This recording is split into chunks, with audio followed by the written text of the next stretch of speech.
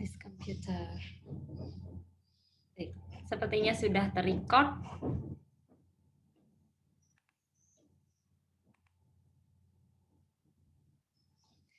Baik, seperti yang telah tadi saya sampaikan bahwa hari ini kita akan belajar mengenai konsep kimia, khususnya dalam biomolekul, karena mata kuliah ini adalah biokimia dan kemarin telah saya sampaikan bahwa di dalam biokimia ini tidak lepas dari yang namanya kimia, sifat maupun reaksi.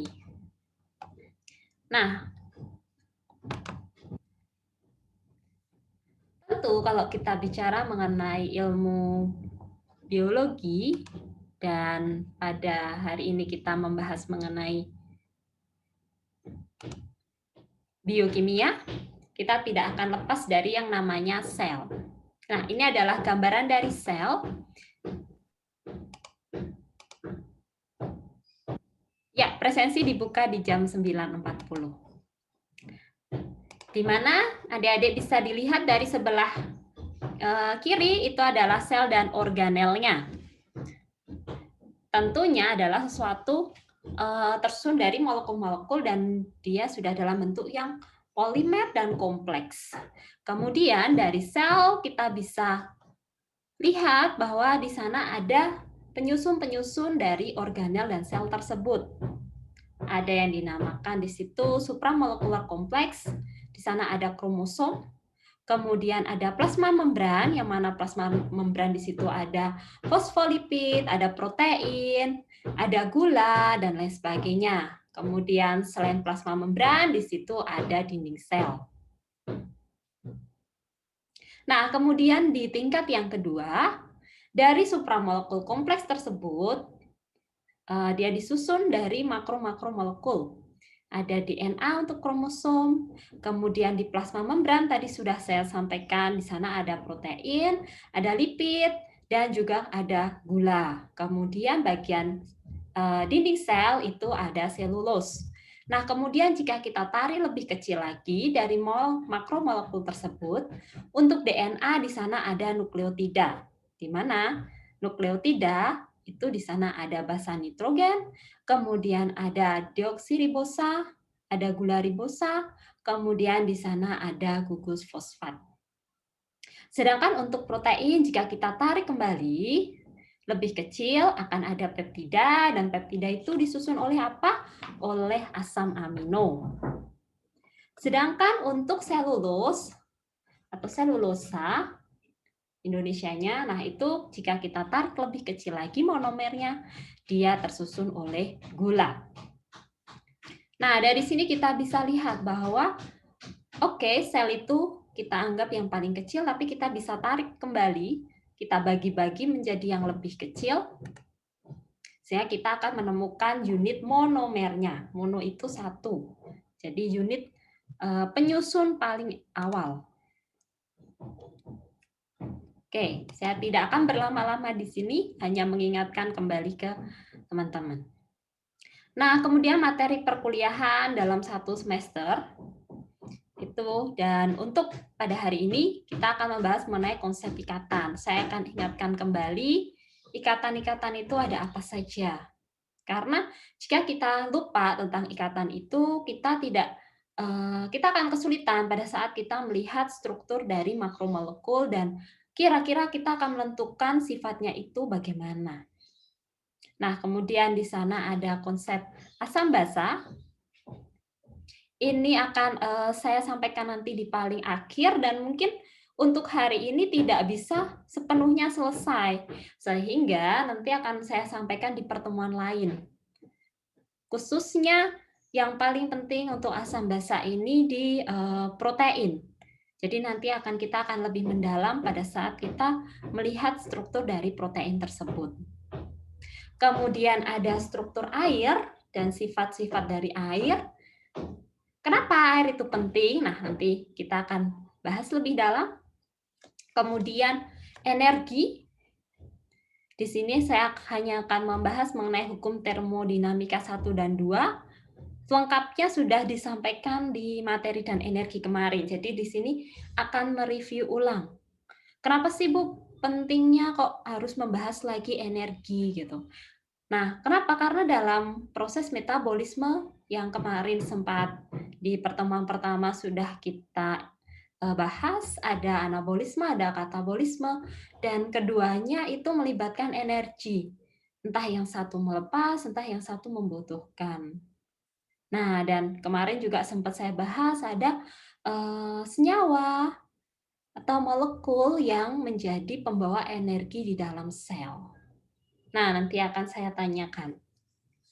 Kemudian setelah kita bisa memahami mengenai konsep ikatan, keterlibatan asam basa di biomolekul, kemudian energi, kemudian ada air. Nah, kita akan membahas lebih mendalam dan ini sebelum masuk ke metabolisme mengenai struktur molekul penyusun biomolekul. Artinya dia adalah monomer dari biomolekul. Kita akan bahas apa saja, di sana ada konsep umum struktur, kemudian hukum termodinamika yang terlibat, dan struktur dari monomernya. Nah, ini adalah materi garis besarnya. Oke, sekarang kita akan masuk ke materi yang pertama, yaitu tentang ikatan kimia. Nah, nanti jika saya terlalu terlalu cepat atau tidak jelas, suara saya mungkin kedengaran ada big voice-nya. Nah, itu nanti silahkan dicek aja atau silahkan hidupin audionya, bilang ke saya. Oke, di sini kita akan bahas mengenai ikatan kimia. Seperti biasa, sebelum masuk ke ikatan, saya akan mengingatkan kembali terkait dengan komposisi kimia dari organisme, di mana ada unsur-unsur utamanya, yaitu 6 unsur penting, karbon, oksigen, hidrogen, nitrogen, fosfat, dan fosfor. Nah, itu yang 6 itu yang harus kalian pegang. Nah, kembali nanti dilihat di tabel periodik unsur bagaimana sifat-sifat dari 6 unsur tersebut. Di mana di sini kita tahu bahwa karbon itu merupakan penyusun utama, unsur dasar dari makhluk hidup di bumi. Sehingga itu kita harus tahu berapa tangannya, bagaimana nanti ikatannya, dan lain sebagainya. Nah, di sini sebelum masuk lebih dalam mengenai ikatan, saya ingatkan kembali di sini mengenai konsep umum dari ikatan. Ikatan itu apa sih? Nah, ikatan itu adalah suatu daya tarik-menarik antar molekul, antar atom, atau nanti antar molekul juga yang menyebabkan terbentuknya suatu senyawa atau molekul. Yang nanti juga bisa berpengaruh terhadap sifat dari senyawa atau molekul tersebut. Nah, di sini sudah dituliskan bahwa kekuatan daya tarik-menarik itu menentukan bagaimana sifat kimia dari zat tersebut. Nah, kembali saya perlihatkan di sini karena kita akan bicara mengenai biomolekul sehingga contoh-contoh yang saya berikan ini akan terkait dengan biomolekul sekaligus mengingatkan teman-teman. Nah, di sini ada double helix DNA, di mana ada 2 untai atau biasa disebut strain. Nah, 2 untai ini tentunya terbentuk melalui suatu ikatan, sehingga dia bisa disebut sebagai double helix DNA. Nah, cara bergabungnya kalau kita lihat dan kemarin juga sempat kita bahas, itu melalui suatu ikatan hidrogen antar basa nitrogen yang menyusun dari DNA tersebut. Nah, disinilah ikatan tersebut. Jadi ikatan itu tidak hanya dalam satu saja, tapi juga antar molekul ini. Sehingga kita bisa dapatkan bahwa DNA itu bentuknya double helix. Nah, bagaimana nanti DNA itu terbentuk? Apakah dia secara otomatis seperti itu, kemudian nanti hubungan dengan energinya bagaimana, kemudian kondisi asamnya bagaimana, nanti kita akan lihat selanjutnya. Nah, sehingga di sini ingin tahu, jadi kira-kira ikatan kimia itu dalam biomolekul ini bagaimana? Nah, di sini maka kita bisa lihat bahwa ikatan tersebut berpengaruh pada struktur dan stabilitas dari biomolekul tersebut atau molekul biologis. Melalui ikatan kita bisa lihat strukturnya nanti bagaimana dan kira-kira stabilitasnya seperti apa. Karena kita tahu ada beberapa banyak ikatan, ada yang lebih kuat dan ada yang lebih lemah. Dan kemarin di pertemuan sebelumnya pun sudah saya sampaikan bahwa di dalam DNA tersebut pun ada 4 jenis ikatan yang terlibat di sana. Masih ingat kan? Oke, sebelum kita masuk ke masing-masing jenis ikatan, saya ingin tahu, masih ingatkah kalian dengan jenis-jenis ikatan tersebut? Saya mau tahu, mungkin saya sekaligus ingin tahu. Saya akan panggil salah satu untuk coba sebutkan jenis-jenis ikatan itu ada apa saja. Dihidupin ya voice-nya. Saya ingin coba Carolina Palindangan. Apakah ada di sana? Ada, Ibu. Oke. Bisa sebutkan jenis-jenis ikatan itu ada apa saja? Ada, seingat saya, Ibu, ada ikatan ion, ikatan logam dengan ikatan kovalen. Oke. Ada lagi yang lain? Enggak, Bu. Enggak. Coba yang lain ada yang bisa melengkapi? Ada ikatan hidrogen ya, Bu? Siapa ini? Sebentar. Saya nggak bisa lihat siapa ya. Siapa ini? Carolina? Masih Carolina? Siapa? Feby? Suaranya kecil banget, Dek. Iya, Bu. Feby Rianti. Oke. Ada apa saja? Ikatan hidrogen, interaksi van der Waals, interaksi elektrostatik, sama hidrofobik. Oke. Feby ya. Feby NIM-nya berapa? 31200 361. 361. Ya, benar sekali. Jadi kita akan membagi menjadi dua. Ada ikatan kovalen dan ikatan non-kovalen. Nah, ikatan yang non-kovalen itu tadi sudah disampaikan oleh teman-teman kalian. Ada ikatan van der Waals, interaksi van der Waals, ada ikatan ionik, kemudian ada ikatan London, kemudian ada interaksi hidrofobik, interaksi hidrofilik, dan sebagainya.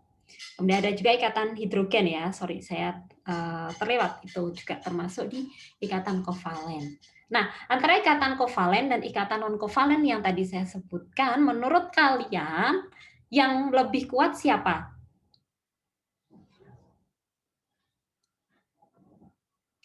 Ada yang mau mencoba menjawab?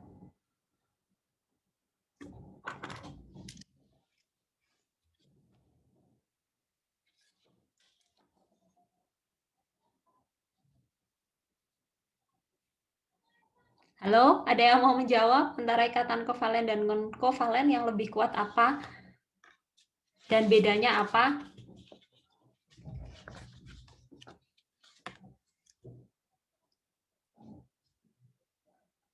Nggak ada nih. Nggak ada nih yang mau menjawab. Kalau nggak ada nih, tak. Iya Hans, coba. Coba dijawab, dihidupin audionya.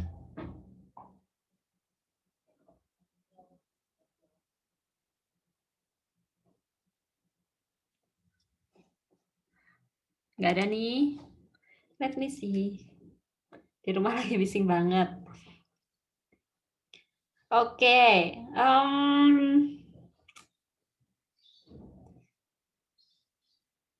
Coba. Adela Sheila. Oke, itu Joel sudah menjawab. Kenapa Yoel? Kenapa kamu bilang ikatan kovalen lebih kuat?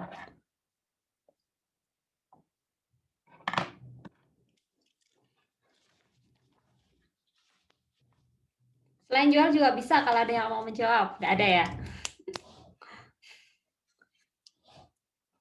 Ya, benar sekali yang teman-teman kalian sampaikan, Hans dan Yoel sampaikan bahwa ikatan kovalen lebih kuat.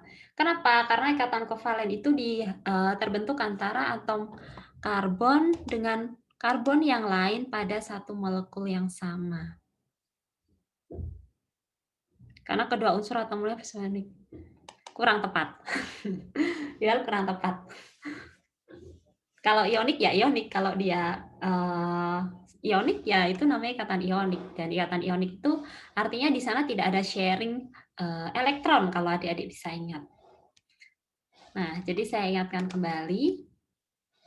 Nah, ini adalah contoh-contoh dari ikatan kovalen. Kalian bisa lihat di sana bahwa C elektron valensinya ada 4, H itu ada 1. Sehingga di sana kita tahu bahwa untuk bisa menstabilkan strukturnya itu dia harus bisa memenuhi aturan oktet, yaitu di mana elektronnya ini ada 8. Sehingga kita bisa lihat di situ bahwa ada sharing elektron, ada saling membantu untuk memberikan elektronnya agar bisa terbentuk ikatan tersebut. Karenanya di situ saya bilang bahwa di sana ikatannya jauh lebih kuat karena lebih stabil. Kenapa dia bisa lebih stabil? Karena untuk membentuk ikatan tersebut itu mereka butuh energi, dan untuk bisa memecah ikatan tersebut pun energinya nanti yang dibutuhkan lebih tinggi dibanding interaksi yang ikatan non kovalen. Sehingga di sini saya ingatkan kembali, ayo kita ingat kembali bahwa ikatan kovalen ini adalah hasil, di situ saya bilang persekutuan atau sharing sepasang elektron antar atom, sepasang ataupun satu elektron antar atom untuk membentuk suatu kesatuan. Sehingga jadinya menjadi lebih kuat. Nah, di sini elektron itu bertindak sebagai perekat, sebagai lem untuk bisa mengikat atom-atom itu menjadi satu bagian yang utuh. Nah, disinilah makanya tadi juga sempat saya bilang bahwa karbon itu menjadi penyusun utama yang paling penting, di mana dia punya elektron valensi 4, dan itu yang membentuk dia bisa membentuk ikatan kovalen dengan berbagai macam unsur. Sehingga di sini sifat kimia suatu organisme hidup itu biasanya tersusun di sekitar karbonnya yang menyumbang lebih dari setengah jumlah kering berat sel. Artinya itu apa? Maksudnya apa sih Bu? Ada statement sifat kimiawi suatu organisme hidup tersusun di sekitar karbon. Nah, karena karbon ini bisa berinteraksi dengan unsur yang lain, sehingga unsur atau atom yang berikatan dengan karbon ini yang akan menentukan apakah nanti sifatnya dia akan menjadi polar, sifatnya dia akan menjadi non-polar, dia akan lebih reaktif atau tidak, dan sebagainya. Nah, di situ kita bisa lihat ada perbedaan. Jika misal yang mengikat C itu adalah oksigen atau nitrogen yang punya elektronegativitas lebih tinggi, maka dia akan menjadi molekul yang cenderung polar karena dia bisa berikatan dengan molekul lain, bisa larut di dalam air. Karena untuk O dan N yang mana elektronegativitas tinggi, kecenderungan dia menarik elektron ke arah dirinya lebih tinggi, sehingga elektron dari C ini lebih cenderung ke O, dan O atau N ini bisa memberikan elektronnya ke yang lain melalui ikatan non-kovalen. Akan berbeda jika yang mengikat dia adalah sesama atom karbon. Sehingga sifatnya menjadi dia tidak ada kecenderungan dipolnya ini seimbang, sehingga menjadi sifatnya akan menjadi lebih non-polar. Makanya kita bisa lihat kalau hidrokarbon, minyak, yang mana rantai C-nya itu panjang, dan C ini berikatan dengan H, maka dia akan menjadi cenderung lebih non-polar. Nah, itulah kenapa di sini ikatan kovalen yang ada pada karbon dan unsur yang berikatan dengan karbon itu akan menunjukkan sifat kimia dari organismenya itu seperti apa. Gitu ya. Nah, untuk bisa tahu hal ini, di sini pun saya tunjukkan geometri dari ikatan karbon. Semoga adik-adik masih ingat bahwa di sana, karena karbon ini punya tangan 4, dan dia memiliki geometri yang kita sebut sebagai tetrahedral, di mana sudut antar tangannya itu berkisar di 109,5. Nah, kemudian selain itu yang A ya. Untuk yang B di sini, untuk karbon dengan karbon yang lain, jika dia dalam bentuk ikatan tunggal dan dia masih bisa berikatan, tangannya masih ada 3 yang sisa, maka ikatannya itu akan menjadi lebih fleksibel sehingga dia bisa berotasi. Sedangkan karbon tadi kita juga lihat dia bisa membentuk ikatan rangkap. Kalau ikatan rangkap ini jauh lebih statik, dia tidak dinamik, sehingga untuk dia berotasi pun itu kecil kemungkinannya untuk terjadi. Sehingga di sana saya pun informasikan bahwa ikatan ganda ini dari segi panjangnya pun akan menjadi lebih pendek, sehingga dia tidak mampu berotasi. Nah, ini yang penting di situ. Kemudian di sini pun saya tunjukkan untuk energinya, karena tadi saya sampaikan bahwa energi tersebut berkaitan dengan ikatannya. Jadi di dalam ikatan itu tersimpan energi. Nah, energi pada saat ikatan itu dipecah, dia akan melepas energinya. Nah, besarannya berapa? Kita bisa lihat di sini. Untuk single bond, untuk OH di sini sekitar 470. Semakin ke bawah di sini dia semakin kecil. Nah, hal ini menunjukkan apa? Menunjukkan bahwa semakin besar energi yang dibutuhkan untuk dia berdisosiasi, untuk dia bisa terpecah, itu menunjukkan ikatannya semakin kuat.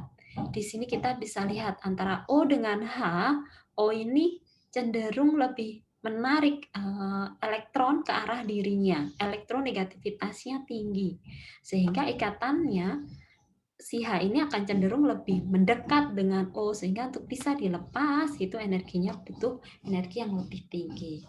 Begitu juga dengan double bond dan triple bond. Semakin banyak ikatannya di situ, semakin meningkat jumlah ikatan rangkapnya, energi yang dibutuhkan tentu semakin lebih banyak.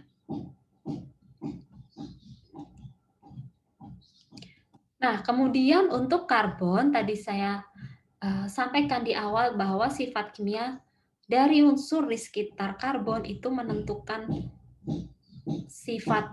unsur di sekitar karbon menentukan sifat kimianya nanti akan seperti apa. Nah, tentunya ini berkaitan dengan gugus fungsi. Adik-adik pernah dengar gugus fungsi?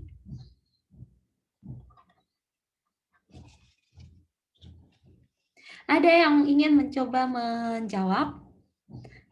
Gugus fungsi itu apa sih? Kalau dalam bahasa Inggris biasanya disebut functional group. Dan nanti dia akan menentukan apa? Diam semua ya. Adakah yang mau mencoba menjawab? Definisi gugus fungsi, Kak. Iya Timothy. Apa yang kamu tahu? Gugus fungsi nyawa organik ya, Bu. Yang gunanya nanti untuk menentukan sifat-sifat senyawa organik tersebut, ya, Bu. Iya, betul. Nah, kemudian itu dari yang saya tunjukkan di gambar, menurut kamu bagaimana sifatnya? Udah bisa jawab. Belum bisa menjawab. Oke, terima kasih Timothy. Ya, benar sekali. Jadi yang disampaikan Timothy tadi, gugus fungsi itu nanti akan menentukan sifatnya bagaimana. Nah, gugus fungsi itu sendiri apa? Kita lihat bersama-sama ya. Nah, di sini adalah suatu kelompok atom. Kelompok atom artinya tidak hanya satu atom, tapi satu kelompok, satu bagian pada kerangka karbon yang memberikan sifat kimia tertentu pada molekul tersebut. Di sini kita lihat di situ ada metil, etil, fenil, di mana C-nya yang di warnanya abu-abu itu dia merupakan rantai C. Nah, metil itu jika gugus fungsinya itu CH3, etil jika CH2, CH3. Fenil dia bentuknya adalah cincin benzen. Nah, sifatnya di situ, gugus fungsi di situ menyebabkan sifatnya dia akan menjadi non-polar, tadi sudah saya sampaikan. Kenapa? Karena polaritas antara C dengan C yang lain itu sama. Jadi tidak ada kecenderungan untuk mengarahkan elektronnya ke satu titik. Nah, kemudian di situ ada yang warnanya pink, yang kita sebut sebagai gugus karbonil. Kalau kita tulis biasanya adalah CHO. Nah, di situ warnanya pink dan ada perbedaan polaritas, elektronegativitas antara C dengan O, di mana O ini cenderung menarik elektronnya ke arah dirinya, sehingga nanti dia akan lebih bersifat polar, artinya akan lebih mudah untuk larut di dalam air. Kemudian di sana ada yang warnanya biru. Biru itu adalah contoh-contoh dari molekul-molekul yang punya gugus nitrogen di sana. Ada gugus amino, amido, guanido, dan imidazol. Yang tentunya di sana sifatnya dia akan lebih cenderung antara polar atau non-polar ya. Ya, kita nanti bisa sebut dia sebagai amfifilik di sini. Nah, karenanya penting untuk kita tahu gugus fungsi itu apa, karena dia akan mampu mengubah distribusi elektron dan geometri dari atom-atom tetangganya, sehingga dia akan berpengaruh pada reaktivitas kimiawi molekul organik secara keseluruhan. Di sini gugus fungsi ini akan mengubah distribusi elektronnya akan bagaimana dan seperti apa.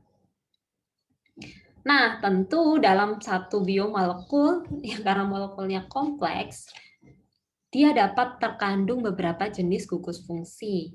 Sehingga adik-adik juga perlu tahu. Di sini saya berikan contoh untuk biomolekul asetil koenzim A. Dari namanya sudah jelas ya, koenzim. Enzim yang kemarin di pertemuan pertama sudah sempat saya singgung bahwa enzim itu ada fungsinya sebagai katalis pada reaksi-reaksi di dalam sel. Artinya apa? Artinya dia bisa membantu reaksi itu untuk berjalan.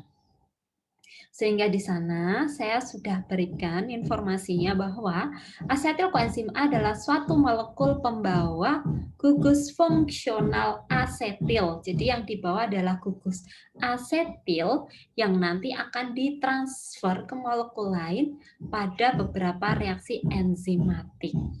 Nah, di sana ada gugus yang di blok pink ini ada tioester, ada amido, kemudian hidroksil, metil, fosfoanhidrida, kemudian ada fosforil, imidazol, dan amino.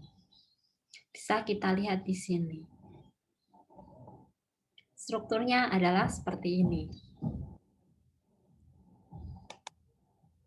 Nah, dalam biomolekul pun nanti gugus fungsinya tuh tidak hanya satu, tapi ada beberapa. Nah, kemudian tadi sudah kita bahas juga mengenai kestabilannya. Nah, jika kita ngomong tentang stabilitas dan terkadang waktu kita ngomongin biomolekul, itu ada molekul-molekul yang tadi bentuknya cincin dan sen. Sehingga stabilitasnya ini bisa dipengaruhi oleh distribusi elektron yang ada di dalamnya. Sehingga oleh karenanya kita bertemu dengan kata resonansi. Resonansi itu apa sih? Nah, kalau dalam musik resonansi itu kan dia yang akan menentukan bagaimana nada atau suara itu muncul karena getarannya. Nah, di sini beda ya. Bedanya ya kita bisa bayangkan mirip lah gitu. Tapi di sini konteksnya adalah tentang elektron, sehingga resonansi itu adalah penataan ulang posisi elektron pada suatu molekul untuk menghasilkan struktur yang lain tanpa mengubah posisi atomnya. Jadi nanti posisi elektronnya akan berubah, tapi strukturnya sama, posisi atomnya sama, posisi N-nya yang tetap di situ, posisi C-nya tetap di situ, hanya elektronnya yang berpindah. Biasanya resonansi ini dapat dilihat untuk ikatan rangkap yang terkonjugasi. Artinya terkonjugasi itu dia berselang-seling, ada tunggal, rangkap, tunggal, rangkap, tunggal, rangkap, dan sebagainya. Sehingga di sini saya berikan contoh adenin. Kamu bisa lihat yang sebelah kiri dan sebelah kanan, itu yang berbeda adalah posisi dari ikatan rangkapnya. Yang merah ini. Kenapa? Karena dia bisa beresonansi, di mana ini ikatan rangkap yang di sini akan dia bisa berpindah ke sini, yang ini ke sini, yang ini ke sini. Namun posisi C, posisi N, struktur dari molekulnya itu sama. Nah, dengan adanya resonansi ini, dia akan bisa menyebabkan si molekul tersebut stabilitasnya lebih tinggi dibanding molekul lain yang tidak bisa beresonansi. Nah, di sini tentunya panjang ikatannya akan berbeda. Di sini bisa dilihat bahwa panjang ikatannya itu adalah 1,4 Armstrong.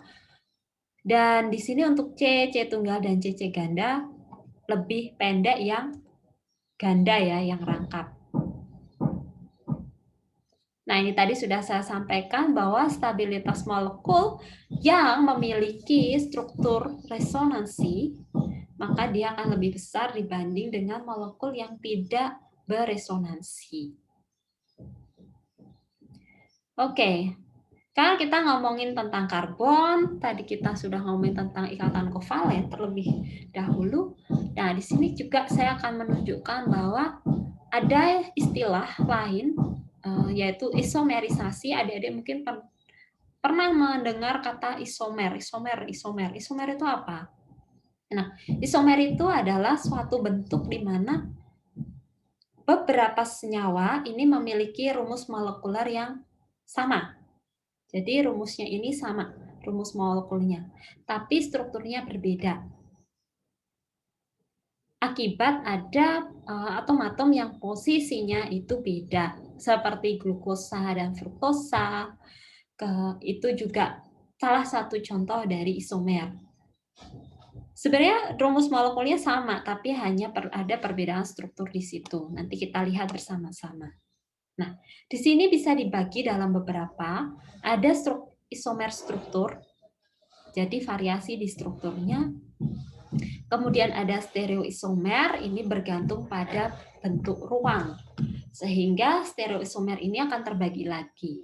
Ada isomer konfigurasi, isomer konformasi, kemudian untuk konfigurasi kita bisa lihat isomer geometrik, enantiomer, diastereomer, dan senyawa meso. Nah, detailnya bagaimana kita akan lihat bersama-sama terlebih dahulu untuk isomer struktural. Nah, di sini saya berikan contoh untuk gliseraldehid dan dihidroksiaseton. Tadi sudah saya sampaikan ya, kalau struktural itu berarti yang bervariasi strukturnya, yang menjadi dasarnya. Nah, di sini ada gugus aldehid untuk gliseraldehid. C-nya, jumlah C-nya sama, ada 3. O-nya ada 3, hanya 1, 2, 3, 4, 5, 6. Yang ini dihidroksiaseton pun sama. Hanya ada 6, O-nya ada 1, 2, 3. Perbedaannya di bagian yang di blok abu-abu itu, yaitu gugus karbonilnya. Nah, saya mau tahu nih, gugus fungsionalnya apa? Gliseraldehid apa? Dihidroksiaseton apa? Ada yang mau coba menjawab? Sekaligus mengingat-ingat nih. Nggak ada nih, belum ada nih. Saya tunjuk ya. Steven Purnomo. Halo Steven, ada di sana?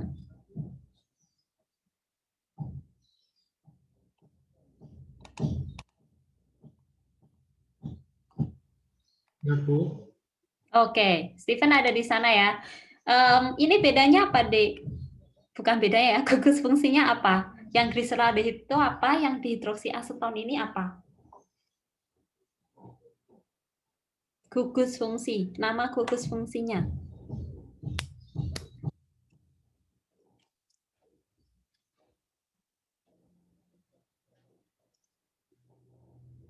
Bisa sebutkan?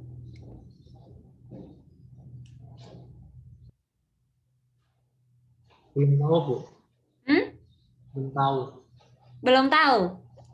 Coba dulu, ini dari namanya, kalau yang gliseraldehid ini berarti gugus fungsinya apa? Atau jenis senyawanya di sini apa? Dilihat dari posisi C double bond O atau gugus karbonilnya.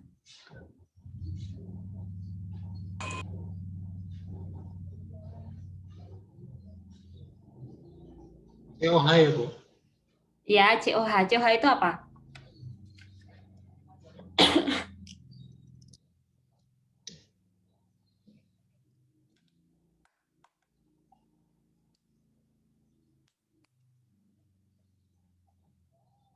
Oke, belum ada clue ya? Belum, Bu. Oke, baik. Let me just another person. Oke, Fauzan. Fauzan ada di sana. Ada, Ibu. Ini bisa nggak sebutin gugus fungsinya apa?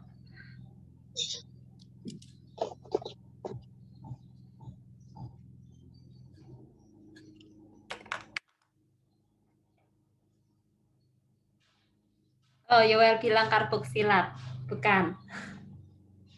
OHC. COOH bukan sih, Bu?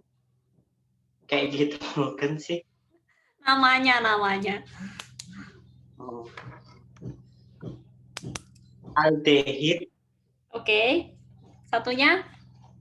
sama keton. Oh ya, benar sekali. Betul. Jadi bedanya di sini adalah yang satu aldehid, yang satu keton. Dilihat dari mana? Dilihat dari sini ya. Kalau aldehid itu kan CHO, di sini C double bond O dan H. Dan untuk keton ini C double bond O, sedangkan yang lainnya dia tidak mengikat H. Betul. Ya, yang lain sudah menjawab, benar sekali. Nah, ini adalah isomer struktural. Kemudian contoh yang lainnya adalah di sini, ada glukosa dan ada fruktosa. Diingat-ingat ya, jika mungkin nanti saya menanyakan bedanya apa sih gitu, nah coba dijawab. Karena ini biasanya muncul nanti di karbohidrat. Nah, di sini glukosa dan fruktosa itu pun ada perbedaan. Bisa dilihat di mana sama dengan yang gliseraldehid dan dihidroksiaseton tadi, bahwa perbedaannya di posisi gugus karbonil. Yang satu adalah gugus aldehid, yang satu adalah gugus keton. Gitu ya. Nah, di sini dilihat, saya nggak ngeblok sih. Posisinya ada di sini dan ada di sini. Sehingga kita bisa katakan bahwa antara glukosa dengan fruktosa atau gliseraldehid dengan dihidroksiaseton itu tergolong dalam isomer struktural. Nah, isomer struktural ini akan banyak sekali ditemui pada saat kita akan bicara tentang karbohidrat, metabolisme karbohidrat. Nah, makanya nanti adik-adik mungkin akan ketemu pada saat belajar mengenai metabolisme, ada isomerase. Berarti kalau nanti ada enzim isomerase, artinya di sana ada proses isomerisasi. Jadi hanya perpindahan dari gugusnya saja. Nah, kemudian tadi selain isomer struktural, kita juga lihat ada stereoisomer. Stereoisomer itu apa? Stereoisomer ini adalah senyawa yang memiliki rumus molekul sama namun berbeda susunan atom dalam ruang.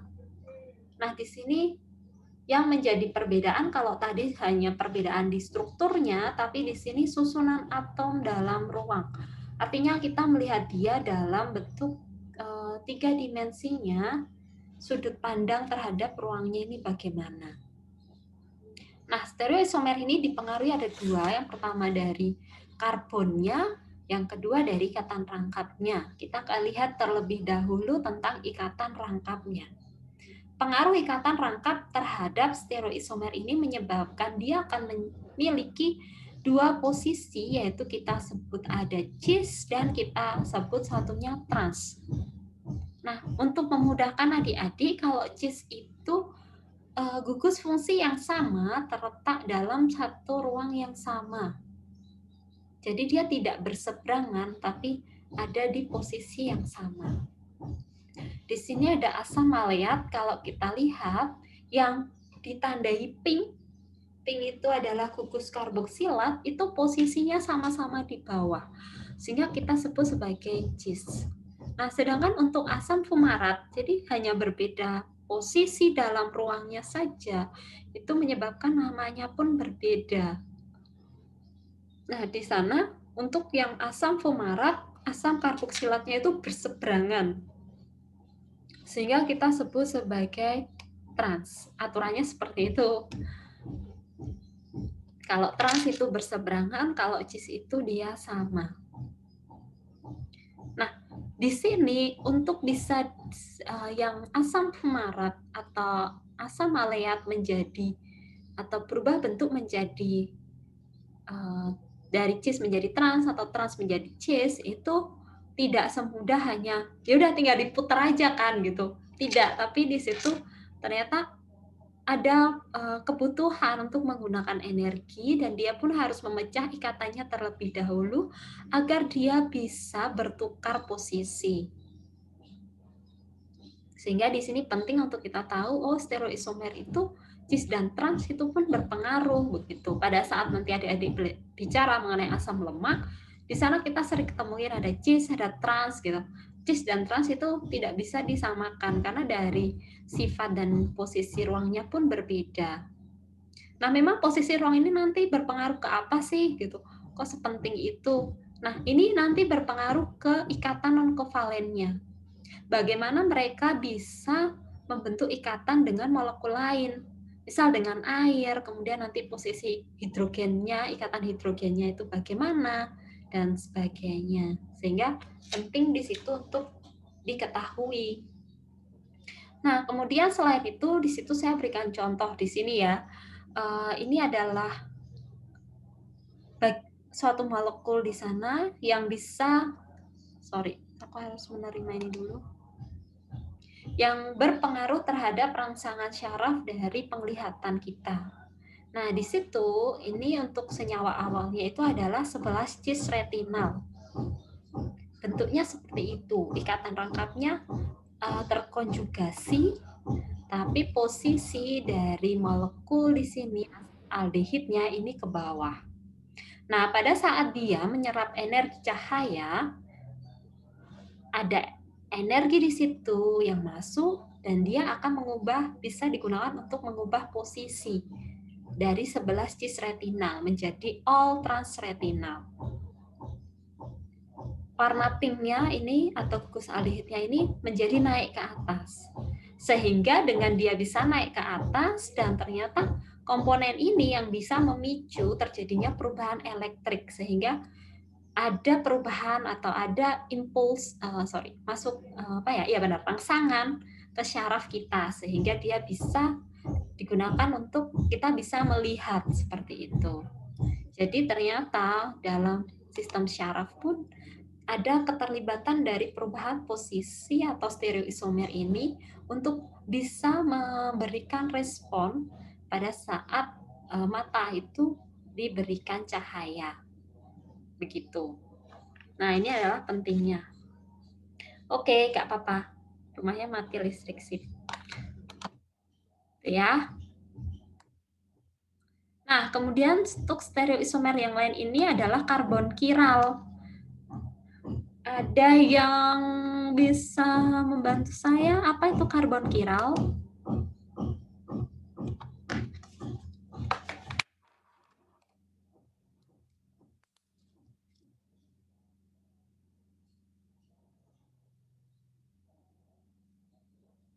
Ada yang mau mencoba menjawab? Jangan takut. Gak apa-apa.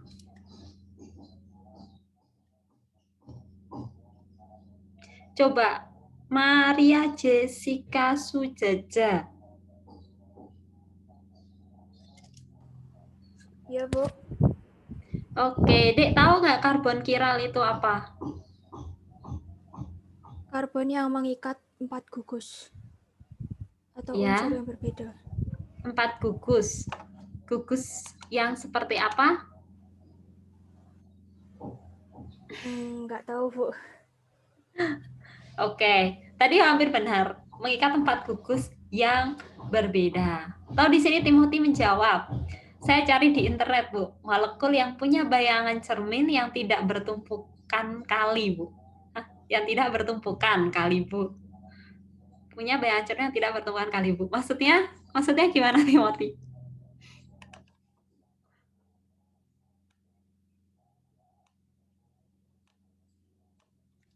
Oke, ya, yang bisa berhubungan. Jadi yang tadi disampaikan teman kalian itu benar ya, hampir tepat. Sedang yang disampaikan Timothy pun itu nanti kita akan temuin di situ. Kita bisa lihat karbon kiral kalau dilihat dari cermin itu bagaimana. Mari kita lihat bersama-sama. Nah, ini sama-sama dengan cermin dua-duanya, tapi yang satu adalah molekul kiral, yang satu adalah akiral. Kalau kiral, di situ ditunjukkan dengan dia mengikat gugus A, X, B, Y. A, X, B, Y itu bentuknya berbeda-beda. Gugus fungsinya beda. Bisa katakan ke yang satu H, yang A itu H, yang X itu OH, yang B itu CH3, yang Y itu CH2, CH3. Nah, di situ untuk yang karbon kiral itu dia berotasi. Kalau misal dia dirotasikan, itu dia tidak bisa bertumpukan dengan bayangan dari cerminnya. Itu saya berikan gambar. Nah, untuk jadi bayangannya kan seperti itu tuh. Nah, jadi jika misal yang molekul yang dia aslinya itu diputar, kemudian kita coba tumpukan, itu dia nggak bisa. Karena posisinya ini berbeda. X ini nanti bisa ketemu Y, Y ini ketemu X, B ini ketemu B, A ini bisa ketemu A, tapi X dan Y ini enggak. Nah, sedangkan untuk yang molekul akiral, itu jika misal molekulnya yang diputar atau dirotasikan, itu dia bisa bertumpuk dengan bayangan dari cerminnya. Nah, nih, yang ini jika misal kita putar menjadi bentuk yang seperti ini, kemudian yang ini kita tumpukan dengan sana, itu X bisa bersama dengan X, yang ini juga dengan ini, yang B ini dengan ini, yang A ini dengan ini. Nah, sehingga di sini kita bisa lihat dari posisi ruangnya berdasarkan pencerminannya ini bahwa kiral itu tidak bisa ditumpuk, tapi kalau misal akiral itu bisa karena komponen-komponennya ini ada yang sama-sama memegang 4, tapi kalau yang kiral itu 4-4-nya berbeda, sedangkan kalau akiral itu ada gugus yang sama. Gitu. Nah, nanti bisa dilihat saat PPT ini sudah saya bagikan di sini bahwa ini yang A adalah 4 gugus yang berbeda, diatur dalam 2 jalur, di mana cermin gambar yang dicermin itu tidak bisa ditumpang tindihkan satu sama lain. Sehingga atom karbon asimetris ini disebut sebagai atom atau pusat kiral. Nah, nanti ini sering kita dengar pada saat kita ngomongin tentang biomolekul, khususnya di karbohidrat. Gitu. Itu ya, jadi beda atau definisi dari karbon kiral itu apa, itu nanti Adik harus bisa jelaskan.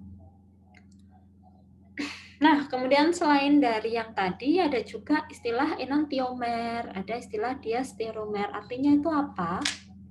Nah, stereoisomer ini ada 2 jenis, di mana ada enantiomer dan ada diastereomer. Kalau untuk yang enantiomer itu digambarkan seperti itu. Jadi ada gambar yang mana ada modelnya adalah bola dan tongkat, kemudian dirotasikan untuk melihat beberapa gugus. Nah, kalau dia gambarnya ini bercermin satu sama lain, maka dia disebut enantiomer. Tapi kalau dia tidak bisa dicerminkan dengan yang lain, kita sebut sebagai diastereomer. Nah, di sini untuk enantiomer seperti ini nih. Antara ini dengan ini, dia bisa dicerminkan. Sedangkan antara ini dengan yang ini, itu kan dia tidak bisa dicerminkan. Jadi tidak merupakan bayangannya, kalau mungkin mudahnya seperti itu kali ya. Nah, kemudian yang ini dengan yang ini pun tidak bisa. Karena posisi dari atomnya berbeda. Sedangkan kalau ini kan XY-nya yang satu di kiri, yang satu di kanan. Ini juga X-nya yang satu ini di kanan, yang satu di kiri. Jadi mudah ya, kalau enantiomer itu artinya gambar dari bayangannya atau cerminnya, sedangkan kalau yang diastereomer adalah gambar dari bukan cerminnya. Nah, oke, kita sudah sampai di akhir untuk ikatan non-kovalen. Ikatan kovalen. Sekarang kita akan membahas mengenai ikatan non-kovalen. Untuk pentingnya apa? Tadi sudah saya sampaikan bahwa melalui ikatan non-kovalen ini kita bisa melihat bagaimana satu molekul dengan molekul lain itu bisa berinteraksi sehingga bisa menentukan sifatnya. Misal seperti dia, apakah hidrofilik, apakah dia hidrofobik, apakah kestabilannya itu ditentukan oleh ikatan apa, dan sebagainya. Nah, di sini yang pertama saya berikan contoh untuk biomolekul DNA dan protein. Kita lihat dulu yang sebelah kiri itu adalah DNA, di mana DNA ini punya ada nukleotida yang terdiri dari basa nitrogen, gula, dan fosfat. Dia bentuknya adalah double helix. Nah, dengan adanya basa nitrogen yang melengkapi yang menyusun dari DNA atau nukleotida tersebut, dan di mana basa nitrogen ini bisa membentuk ikatan hidrogen, ikatan non-kovalen dengan basa nitrogen lain yang merupakan komplementernya, maka dia bisa membentuk double helix yang cantik seperti ini. Nah, sedangkan untuk protein itu bagaimana?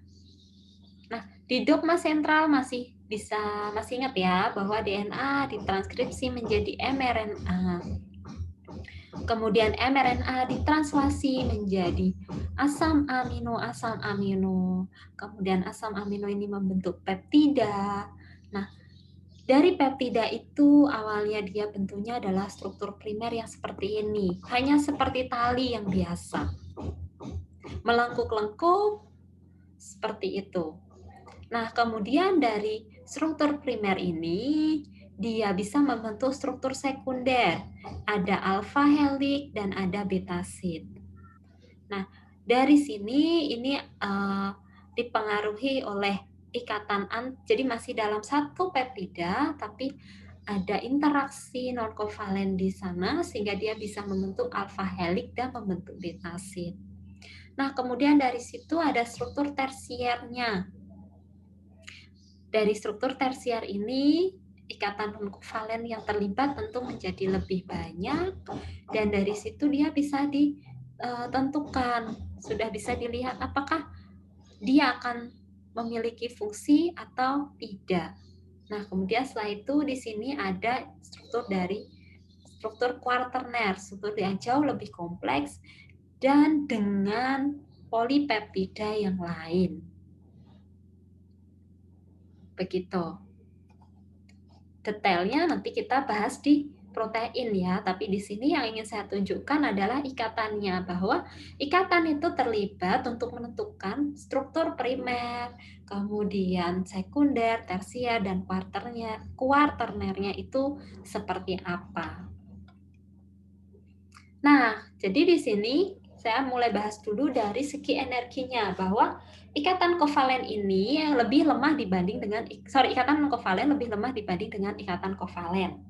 Namun meskipun dia dari segi energi lebih lemah, ikatan non kovalen ini memegang peran yang cukup krusial dalam proses-proses biokimia untuk menentukan apakah ini bisa dipecah atau ini nanti tidak bisa dipecah, apakah dia bisa diubah ke bentuk yang lain atau tidak. Dan sifatnya, strukturnya itu bagaimana. Bayangkan jika DNA itu tidak bisa membentuk ikatan hidrogen, atau hidrogennya terlepas, sehingga tentunya dia akan dalam bentuk untai tunggal. Nah, bukan lagi double helix. Tentu dengan begitu maka dia menjadi tidak stabil dan mengganggu dari proses biokimia yang lainnya. Nah, ikatan non kovalen itu ada 4, ada ionik, hidrogen, van der Waals, dan di sini ada hidrofobik. Nah, di sini ya untuk krusialnya bahwa struktur helix DNA yang didasarkan pada Whitson and Crick, di situ bentuknya adalah double helix dan dipengaruhi oleh ikatan hidrogen, di mana 2 untai antiparalel itu berjalan pada arah yang berlawanan. Maksudnya itu diingat kembali arah dari 5 ke 3 dan dari 2 untai ini. Nah, di sini adalah hemoglobin yang merupakan contoh dari protein, bahwa dia pun dipengaruhi oleh interaksi non-kovalen dan dia ada warna merah dan warna biru, itu artinya dari 2 polipeptida yang berbeda, tapi membentuk kesatuan seperti itu. Kalau bentuknya yang tidak seperti itu bagaimana? Tentu akan berpengaruh dengan bagaimana dia bisa membawa atau mentransport oksigen ke seluruh sel. Oke, kita akan mulai untuk yang pertama, yaitu ikatan ionik.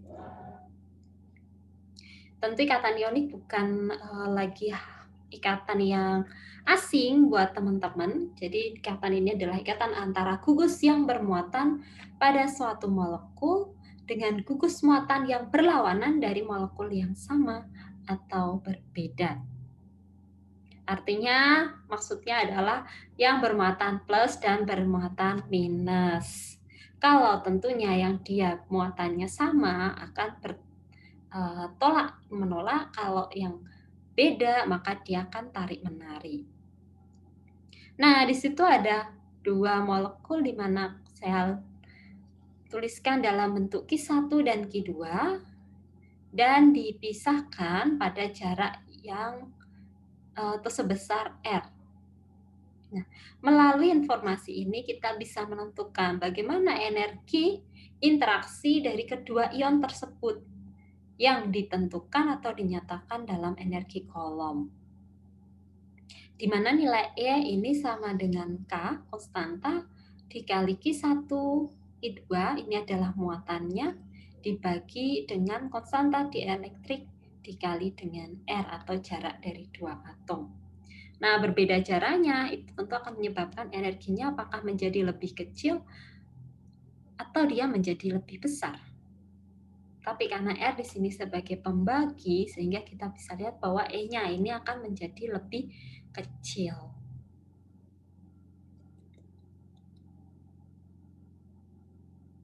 Nah, di dalam biomolekul itu ikatan ionik memang berpengaruh di apa sih?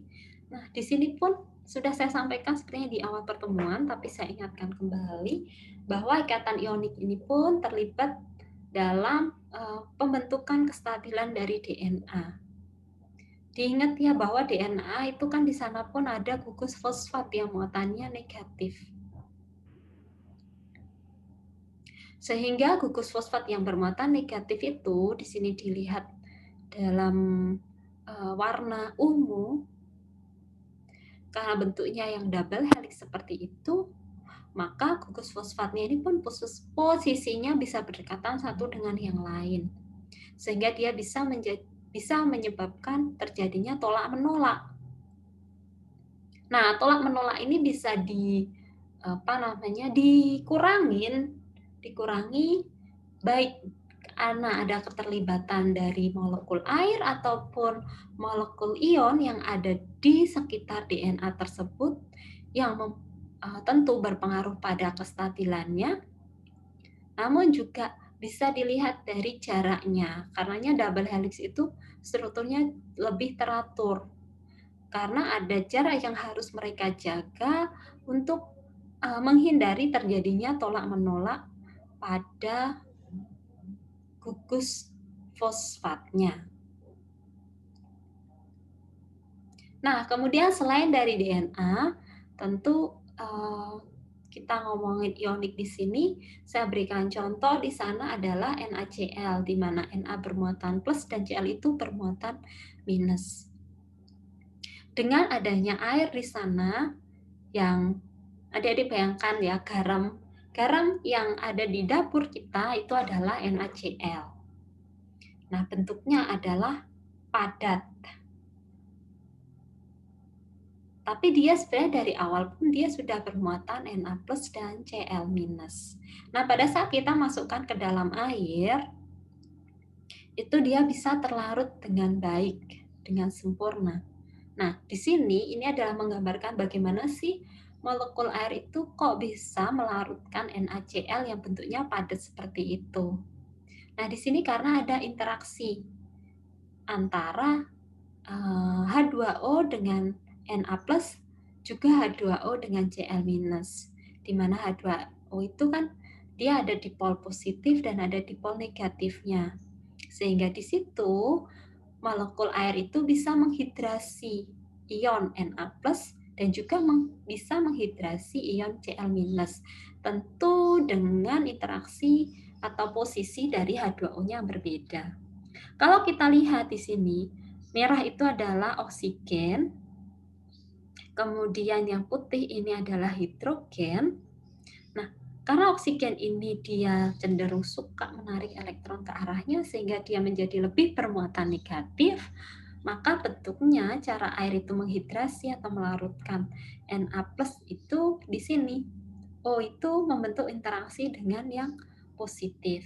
Sedangkan yang H yang cenderung lebih positif ini akan berinteraksi dengan ion yang negatif.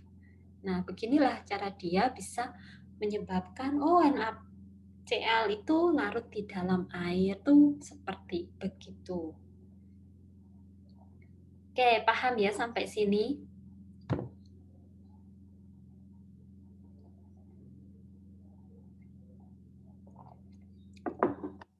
Nah, kemudian ikatan non-kovalen yang lainnya adalah ikatan hidrogen. Ini bukan ikatan yang asing. Kayak tari antar molekul atau antar dipol-dipol yang terjadi antara atom hidrogen yang terikat dengan atom yang sangat elektronegatif. Contohnya adalah nitrogen atau oksigen.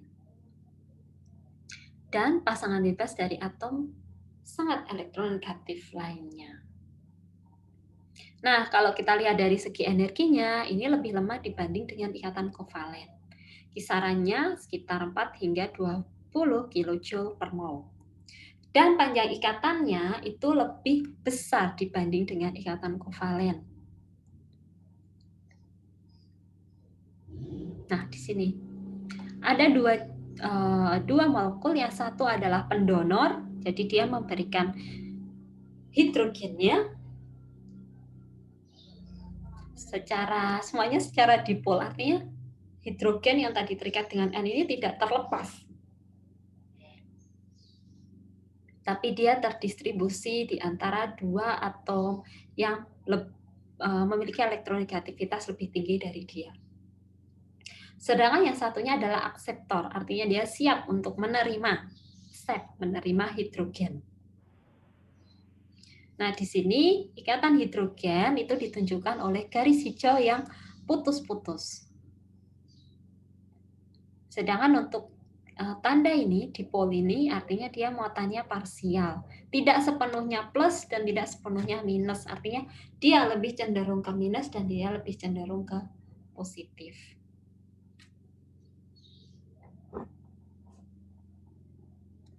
Nah, ikatan hidrogen itu tentu terlibat dalam ikatan antar molekul air. Kemudian ada DNA.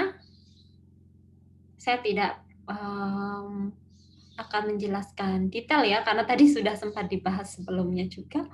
Di sini ikatan hidrogen itu antara H di sini yang berikatan dengan O dengan molekul O lain, molekul O dari molekul air yang lain. Nah, ikatan hidrogen ini akan lebih kuat jika bentuknya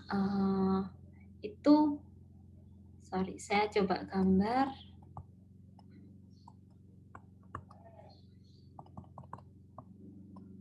Lurus. Jadi dia seperti ini akan jauh lebih kuat dibanding kalau dia itu bentuknya miring. Miring itu artinya apa? Misal di sini ada O. Nah, dia agak terbelokkan, itu menyebabkan strukturnya akan menjadi atau ikatannya menjadi lebih lemah.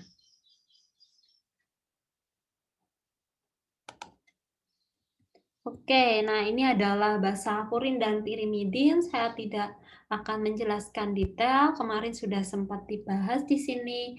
Untuk purin itu ada adenin dan guanin. Untuk pirimidin ada sitosil, uranin, dan timin. Kalau kita lihat di sini antara G dengan C itu punya 3 ikatan hidrogen, sedangkan untuk adenin dengan timin itu punya 2 ikatan hidrogen. Dipengaruhi oleh apa? Dipengaruhi oleh jumlah di sini antara C double bond O dan NH-nya. Nah, ini ada 3, sedangkan di sini ada 2. Kenapa yang H di sini tidak bisa untuk berikatan dengan ini? Dari segi caranya, kemudian dari segi di sini hanya ini terikat dengan C, bukan dengan O ataupun N. Sehingga dipolnya cenderung dia lebih stabil, tidak cenderung ke positif. Oke, kemudian selain itu ada interaksi van der Waals. Di sini adalah interaksi akibat adanya distribusi muatan elektronik di sekitar atom yang berfluktuasi. Artinya dia distribusi muatan elektron ini naik turun seiring berjalannya dengan waktu. Nah, daya tarik antar atomnya ini cenderung lebih lemah.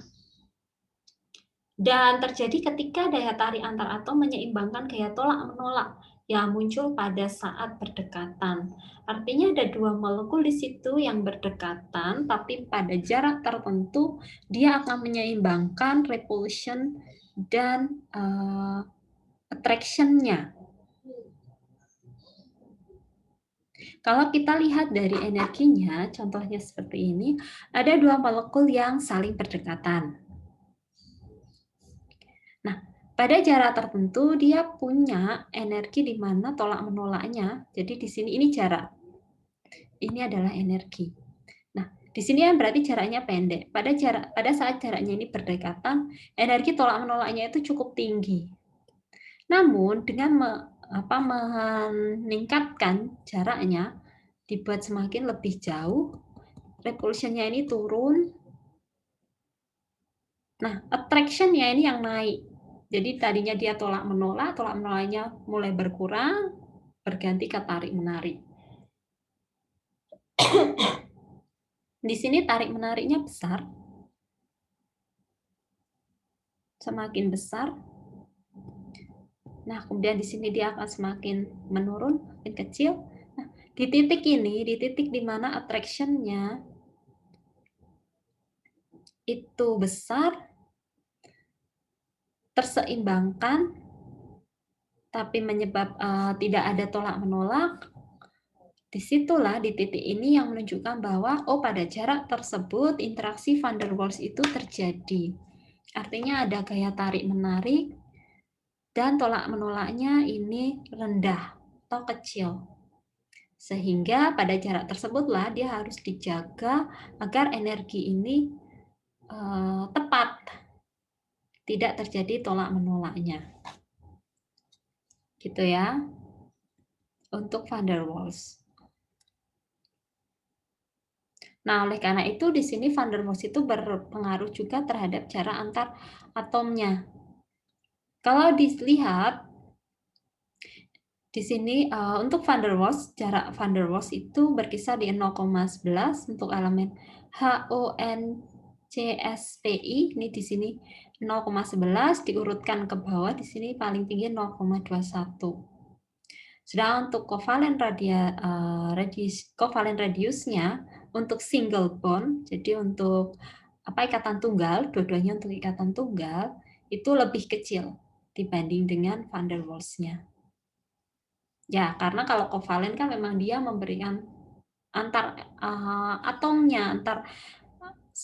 elektron pada atomnya, sehingga dia akan jauh lebih stabil dan tentunya jaraknya akan lebih pendek. Sedangkan untuk van der Waals ini kan kita harus tentukan, kita lihat, tolak-menolak yang paling kecil tapi tarik-menariknya yang paling besar itu ada di sebelah mana.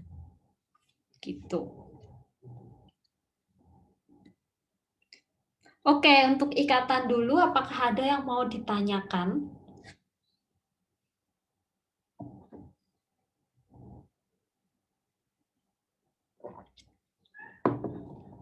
Saya belum.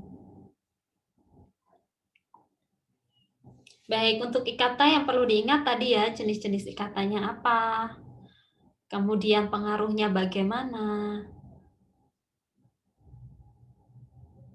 Ya, kalau tidak kita akan lanjutkan ke air. Semoga waktunya ini cukup. Kan kita masih ada 2 lagi. Tadi adik-adik bisa lihat ya slide-nya ada berapa banyak itu. Nah, di sini ada air.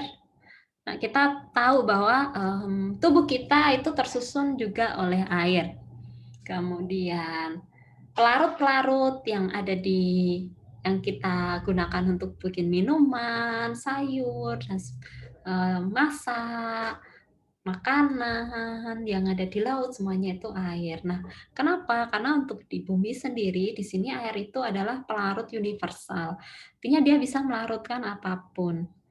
Nah, di sini penting karena air ini pun terlibat sebagai pelarut untuk reaksi-reaksi biokimia, reaksi-reaksi metabolisme. Oleh karenanya penting kita untuk tahu sifat-sifat air ini bagaimana dan keterlibatannya dalam pembentukan makromolekul itu seperti apa.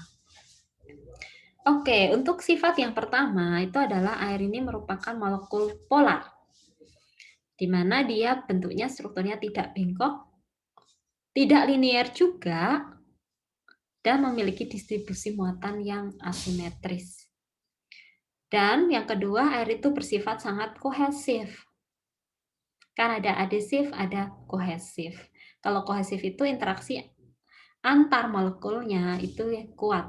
Jadi dia berinteraksi satu sama lain. Kenapa bisa kuat? Karena interaksinya melalui ikatan hidrogen. Nah, di sini saya tunjukkan ikatan hidrogen kembali. Jadi yang di gambar di sini ikatan hidrogen itu yang ditunjukkan dengan garis putus-putus. Ada 2 yang perlu diperhatikan. Ini ada dipol positif dan ini ada dipol negatif. Nah, next. Ini adalah interaksi hidrofobik. Yang tadi juga masuk ke ikatan, tapi saya bahas setelah kita melihat bagaimana sifat air itu. Nah, interaksi hidrofobik ini merupakan manifestasi dari sifat air. Kok bisa? Dan terjadi pada komponen yang non-polar. Nah, sebelum kita masuk ke lebih dalam, saya mau tanya dulu, mungkin ada yang tahu ikatan hidrofobik itu atau interaksi hidrofobik itu sebenarnya apa sih? Bedanya fobik, hidrofobik, dan hidrofilik apa? Ada yang mau menjawab?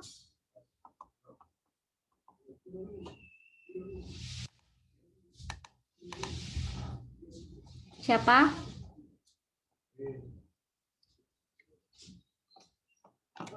Jangan malu-malu. Saya sebut deh, biar nggak ngantuk. Gracia Rolas Sinambela. Iya, Bu. Iya. Hidrofobik itu apa, Dik? Kalau susah mendefinisikan, kamu bisa berikan contohnya. Ikatan hidrofobik itu ikatan yang sulit bercampur dengan air, bukan, Bu? Yang Oke. sulit bereaksi dengan air. Ya. Contohnya? Contohnya Apa dengan apa? Titik-titik dengan air. oh, minyak dengan air. Iya, gampang ya, benar sekali. Jadi interaksi hidrofobik, fob itu tidak suka. Sedangkan feel itu kalau adik-adik dengar mungkin ada hidrofilik dan hidrofobik. Hidrofilik itu artinya dia suka dengan air, sedangkan hidrofobik, fob itu artinya dia tidak suka untuk larut di air. Makanya mungkin kita pernah dengar istilah like dissolve like. Artinya yang memiliki polaritas sama atau mirip itu bisa saling menyukai satu sama lain, saling melarutkan satu sama lain. Nah, di sini pun meskipun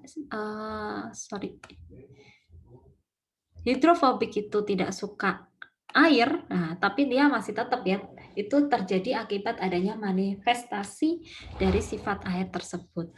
Mari kita lihat bareng-bareng. Nah, di sini, ini adalah bentuk agregasi dari kelompok nonpolar pada air. Pada saat kita memasukkan minyak ke dalam air, mungkin kita lihat bisa amati di sana bentuk minyaknya itu kecil-kecil. Kalau kita kocok tuh dia kecil-kecil gitu kan, tercampur. Nah, kenapa? Karena di sini nih, awalnya dia bentuknya seperti ini. Jadi non-polar molekul, ada 2 non-polar molekul. Kemudian di sini dia bisa dikelilingi oleh air. Nah, air ini mengelilingi non-polar atau molekul non-polar ini dengan ikatan hidrogennya. Jadi molekul non-polar ini akan terjebak di dalam molekul air yang saling berikatan tersebut. Tapi kan kita tahu bahwa ikatan hidrogen itu lemah. Nah, lama-kelamaan maka molekul nonpolar pada saat bertemu dengan nonpolar yang lain, dia akan lebih suka untuk bergabung. Dan terbentuklah molekul air yang berinteraksi satu dengan yang lain jauh lebih besar. Nah, di sini saya bilang agregasi kelompok nonpolar dalam air itu menimbulkan pelepasan molekul air yang awalnya bisa berinteraksi dengan permukaan nonpolar. Nah, pelepasan molekul air ke larutan itu membuat adanya pembentukan agregat, pembentukan molekul-molekul lain yang mana dia punya gugus nonpolar yang akan lebih besar dan itu menguntungkan mereka. Sehingga kita bisa lihat bahwa pada saat kita mencampur minyak dan air, maka minyak yang akan bergabung dengan minyak dan air akan bergabung dengan air. Mereka akan terpisah. Seperti itu. Nah, ini adalah interaksi hidrofobiknya. Nah, karena di situ kita di sini bisa lihat bahwa ada senyawa amfipatik di sana. Air itu termasuk senyawa amfipatik karena dia ternyata bisa membentuk ikatan dengan dirinya sendiri dalam bentuk polar, tapi jika dia bisa membentuk misel, membentuk ikatan hidrofobik, ini hidrofobik, sedangkan di sini airnya ada di luar, membentuk interaksi hidrofobik dengan molekul lain, tapi dia tetap bisa melarutkannya. Bukan melarutkan ya, tapi mengelilingi dari molekul tersebut. Nah, ini yang kita sebut sebagai misel. Ini adalah contoh, misalnya adalah asam lemak, di mana asam lemak itu dia punya kepala yang sifatnya hidrofilik, larut di dalam air, sedangkan di sini adalah bagian hidrofobiknya, gugus alkil. Jadi di sini banyak rantai C-nya. Nah, di sini air itu bisa mengelilingi molekul dari atau bagian dari hidrofobik molekul tersebut. Yang kita di sini sebut di sini ada dispersion of lipid in H2O, yang kemudian antar molekul nonpolar, antar molekul yang dia tidak terlarut dalam air akan bergabung menjadi satu. Sehingga kita bisa lihat air di sini mengelilingi molekul tersebut. Nah, kemudian lama-kelamaan bagian ekor ini akan bergabung satu dengan yang lainnya menjadi ukuran yang lebih besar, sedangkan bagian hidrofobiknya akan berinteraksi dengan air, ada di bagian luar. Sehingga kita sebut sebagai di sini misel. Nah, di sini kalau berdasarkan dari segi energinya, yang paling atas ini dia kan bentuknya teratur. Nah, pada saat dia bentuknya teratur seperti ini, kalau adik-adik lihat di situ entropi atau ketidakteraturannya itu rendah. Namun pada saat dia sudah mulai bergabung satu dengan yang lainnya, ini lebih teratur, sedangkan airnya ini kalau adik-adik lihat kan menjadi tidak teratur. Mulai tidak ada polanya. Nah, pada saat dia terbentuk misel, di sini semakin dia tidak teratur, tapi senyawa di dalamnya ini teratur. Nah, nanti untuk keteraturan, tidak keteraturan kita akan lihat pada saat kita membahas energi. Sehingga di sini mungkin kalau adik-adik lihat di situ ada tulisan entropi, saya ingatkan entropi itu adalah sebuah ketidakteraturan. Pengaruhnya apa? Nanti ke pengaruh bagaimana sih reaksi itu bisa berjalan dan di dalam sel itu seperti apa? Karena sel itu kan bentuknya atau susunannya itu teratur, sistemnya juga sudah teratur sedemikian rupa. Begitu. Nah, ini adalah contoh-contoh dari senyawa nonpolar, polar dan amfipatik. Amfipatik itu artinya dia punya bagian polar dan nonpolar. Dia bisa larut dalam air dan dia bisa tidak larut dalam air. Di sini ada yang polar itu adalah sini glukosa, glisin, aspartat, laktat, gliserol. Kalau adik-adik lihat semuanya punya gugus OH. Ada juga NH3, ada karboksilat. Sedangkan untuk nonpolarnya itu bisa dilihat bahwa di sana rantai karbonnya itu panjang. Sedangkan untuk amfipatik, karena dia punya bisa larut dalam air dan bisa tidak larut dalam air, contohnya seperti asam lemak tadi, dia punya gugus yang ada COH, ada NH3 yang ditunjukkan dengan warna biru, bisa larut dalam air, tapi juga ada yang tidak bisa larut di dalam air. Jadi ada gugus dua polar dan non polar. Kalau amfipatik dia punya dua gugus, satu polar yang satu non polar. Oke, ini adalah resume atau ringkasan terkait dengan ikatan. Di mana ada ikatan hidrogen, ada ikatan ionik, kemudian hidrofobik, dan ada van der Waals. Oke, ini untuk ikatan. Masih tetap semangat untuk melanjutkan? Masih, Bu. Ya, kalau ada yang bingung silahkan Tanyakan saja ya, jangan dipendam sendiri. Karena kalau misal kalian bingung di sini, it will be more complicated selanjutnya. Sehingga akan menjadi kesusahan nanti saat saya bahas mengenai protein, mengenai lipid, dan sebagainya. No, Bu, lanjut saja. Maksudnya apa? Oke, saya lanjut tentang energi ya. Semoga energi ini nggak terlalu panjang. Jadi saya singkat saja. Di sini ada metabolisme terbagi menjadi dua, katabolisme dan anabolisme. Yang karena kita mau ngomongin tentang energi, yang akan saya tekankan di sana adalah katabolisme itu menghasilkan, sedangkan anabolisme itu membutuhkan.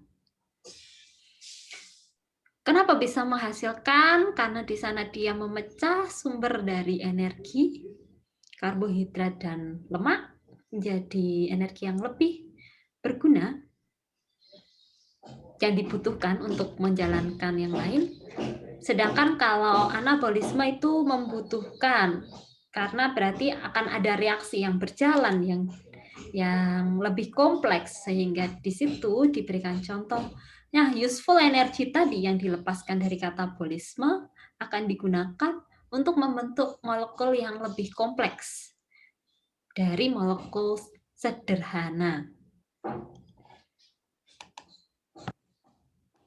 Nah, di sini adalah anabolisme dan katabolisme sama, namun untuk bagiannya di sini ada informasi mengenai ATP, mengenai energi kimianya.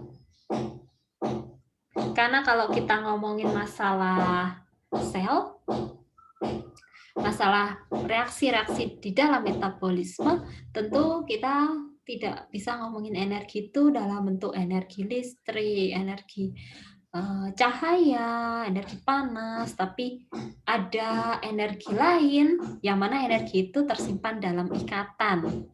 Nah, ikatannya siapa? Nah, karena yang menjadi pembawa molekulnya adalah ATP, NADPH, kemudian NADH, FADH2.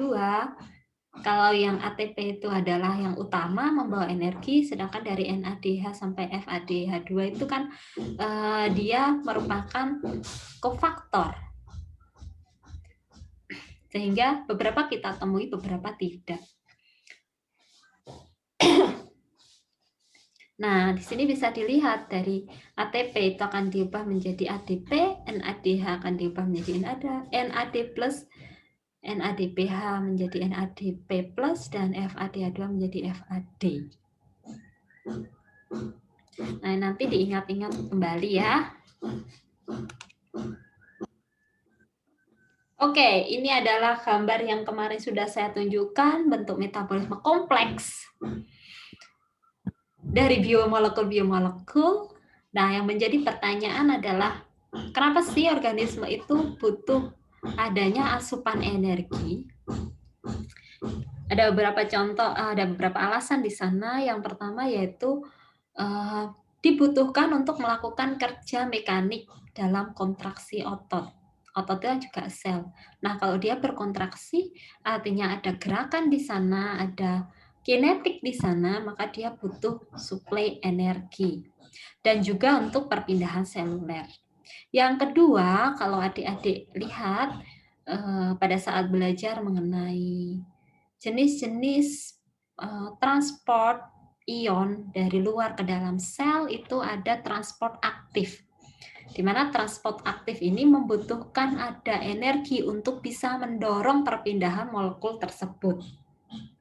Nah, kemudian yang ketiga tentu berkaitan dengan sintesis. Tadi sudah dilihat di awal di anabolisme, bahwa untuk membentuk makromolekul atau biomolekul dari molekul yang lebih sederhana, maka diperlukan adanya energi. Nah, karenanya di sini kita akan belajar tentang energi. Nah, sebelum masuk ke tentang hal itu, di sini saya lihatkan dulu bahwa ada energi itu bisa berpindah. Nah, ada yang disebut, dan sistemnya ini ada tiga. Satu sistem, yaitu materi yang berada dalam suatu wilayah ruang yang telah ditentukan. Di sini adalah sistem. Nah, sedangkan sekitarnya dari sistem itu kita sebut sebagai surrounding atau kalau saya Indonesiakan lingkungan, yaitu materi yang berada di seluruh alam semesta, di sekitar sistem. Lebih besar dari situ adalah alam semesta atau universe.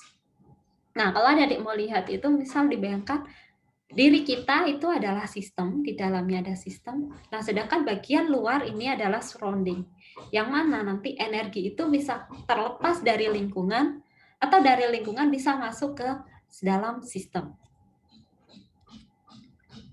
Nah, adik-adik tentu masih ingat ada 2 jenis hukum yang berlaku terkait kalau kita mau melihat bagaimana sih dinamika atau dinamika dari energi tersebut yang kita sebut sebagai termodinamika. Dalam hukum termodinamika pertama itu disebutkan bahwa energi tidak dapat diciptakan atau dihilangkan. Energi hanya dapat diubah dari satu bentuk atau dipindahkan dari satu objek ke objek yang lain. Kan kita lihat tadi dari energi cahaya pada saat fotosintesis menjadi energi kimia. Dari energi kimia yang termanifestasi dalam bentuk makanan dan sebagainya, itu saat kita pakai di sana, kita gunakan, dia bisa berubah menjadi energi gerak, menjadi energi panas terkadang, dan jenis yang lainnya. Nah, di sini maka saya tunjukkan di gambar ini, semoga bisa diikuti sederhana. Dari energi kimia yang tersimpan dalam makanan itu bisa diubah menjadi energi kinetik. Kemudian dari energi cahaya yang digunakan dalam proses fotosintesis bisa tersimpan dalam bentuk energi kimia. Nah, pertanyaannya adalah apakah bisa energi itu di-recycle, didaur ulang? Ada yang mau coba menjawab? Nggak menjawab, tidak harus bahwa itu benar atau itu salah, ya hanya coba ungkapkan saja yang kalian pikirkan. Bahwa jika energi itu tidak bisa diciptakan atau dihilangkan, dan hanya bisa diubah dari satu bentuk ke bentuk lain, apakah mungkin energi itu bisa didaur ulang sehingga energi-energi yang tidak penting itu bisa digunakan dan lebih bermanfaat? Ada yang mau mencoba mengutarakan pemikirannya?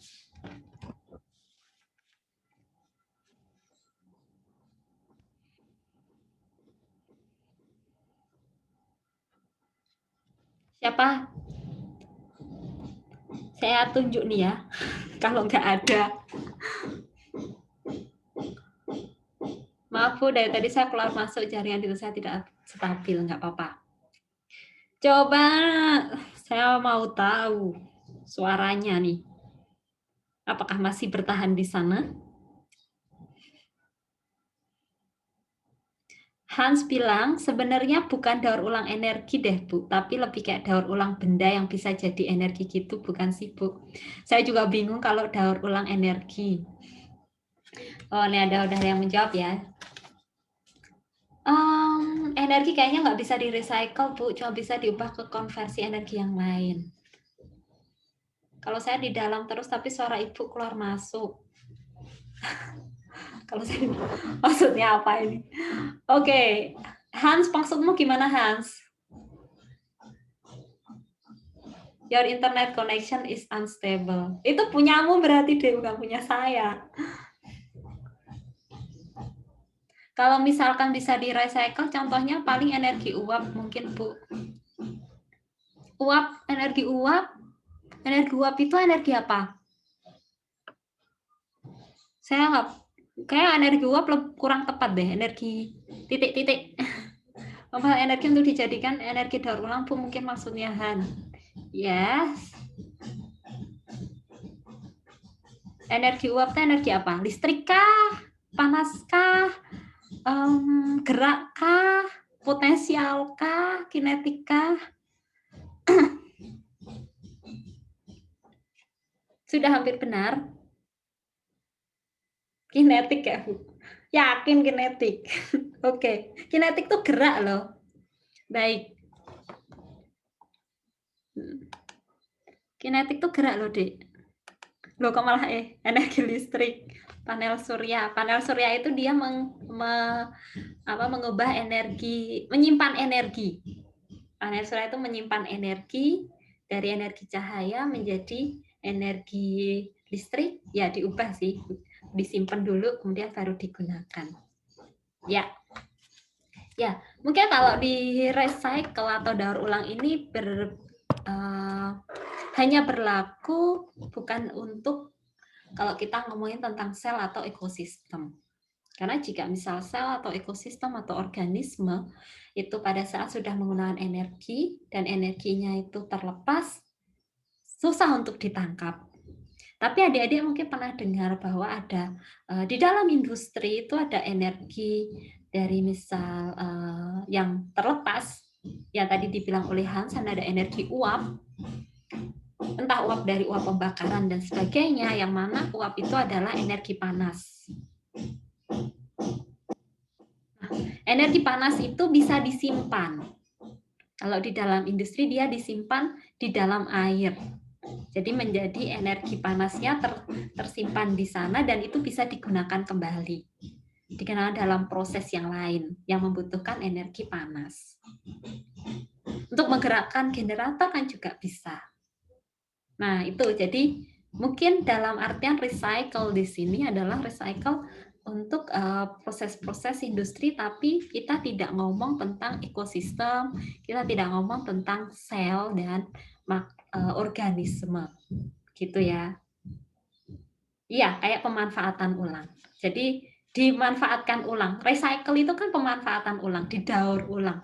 Dari dia, kalau kita ngomong plastik kan plastik yang bekas makanan dan sebagainya itu bisa digunakan kembali dalam bentuk yang lain. Jadi di sini uap panas yang keluar dalam dan dia menyimpan energi panas ini disimpan dalam air sehingga menjadi energi atau menjadi air yang panas di situ, energi panas tersimpan di situ bisa digunakan kembali. Jadi ada yang keluar berarti disimpan lagi buat diputar jadi energi lagi. Ya kayak siklus, digunakan kembali. Begitu. Nah, kenapa sih kayak saya ngomongin tentang masalah energi uap? Energi panas. Nah, ini berhubungan dengan hukum termodinamika di sana. Energi dapat diubah dari bentuk yang lebih berguna menjadi yang tidak berguna. Nah, di situ saya kasih gambar itu. Pada saat kita makan, makanan itu kan merupakan makromolekul yang kompleks. Sehingga dari makromolekul yang kompleks itu bisa kita gunakan untuk bergerak, untuk melihat, untuk membaca, untuk kegiatan kita yang lain, yang mana diubah menjadi energi kinetik. Dari energi kimia menjadi energi kinetik. Tapi tidak semuanya bisa diubah dalam bentuk energi kinetik. Nah, kalau kita lihat kan juga ada juga yang keluar dalam bentuk energi panas. Adik-adik setelah makan makanan itu kan kadang ngerasa panas gitu. Nah, itu karena ada energi panas yang keluar ke lingkungan. Sehingga tadi saya bilang, nah yang keluar ke lingkungan ini yang tidak bisa kita tangkap. Sehingga di sini kalau kita lihat bahwa suplai energi yang input yang masuk itu akan diubah menjadi energi kinetik dan diubah juga menjadi energi panas. Karena yang di situ saya tulis yang pertama adalah energi dapat diubah dari bentuk yang lebih berguna menjadi tidak berguna. Yang tidak berguna itu adalah energi panas, di mana energi panas ini menyebabkan adanya peningkatan ketidakteraturan di alam semesta. Jadi di lingkungan, di luar dari sistem itu menyebabkan menjadi tidak teratur. Sehingga nanti kita akan bertemu dengan entropi. Nah, sebelum membahas tentang itu, di sini, bahwa ini adalah metabolisme bakteri, di mana metabolisme bakteri pun ada dua, ada katabolisme dan anabolisme. dia mengambil nutrisi dari luar, di situ ada karbon, sumber karbon, nitrogen, kemudian mineral sources. Nah, digunakan melalui katabolisme untuk menghasilkan energi. Nah, energinya itu digunakan kembali untuk proses anabolisme untuk bisa menghasilkan makromolekul. Tapi jangan lupa bahwa ternyata dari yang bentuk katabolisme itu pun ada yang dilepas dalam bentuk panas. Begitu juga dengan anabolisme. Energi yang digunakan tidak sepenuhnya full digunakan dan disimpan dalam gula, dalam lemak, dalam makromolekul, digunakan untuk pembelahan sel, pertumbuhan sel, pembentukan struktur dari sel, membran, ribosom, dan sebagainya, tapi juga ada yang dilepas dalam bentuk panas. Nah, panas ini yang merupakan bentuk tidak berguna, karena ya sudah, lepas saja, tidak bisa digunakan kembali. Nah, sehingga di sini tadi saya bilang bahwa pelepasan panas ke lingkungan, ke surrounding itu menyebabkan adanya ketidakteraturan di alam semesta yang kita sebut sebagai entropi. Nah, di sini setiap transfer energi itu akan meningkatkan entropi dari alam semesta dan bisa mengurangi jumlah energi yang dapat digunakan. Jadi mengurangi jumlah energi yang bisa dimanfaatkan untuk dapat melakukan pekerjaan. Jika adik-adik masih ingat di sana bahwa pada saat adik-adik belajar dan melihat di hukum termodinamika 2, itu kita lihat rumus itu. Ada delta G sama dengan delta H. Itu delta H ya, bukan AH. Sorry, tipu. Dikurangi T dikali delta S. Delta G itu merupakan energi bebas Gibbs. Ada yang tahu nggak delta H dan delta S itu apa? Kalau T itu kan temperatur.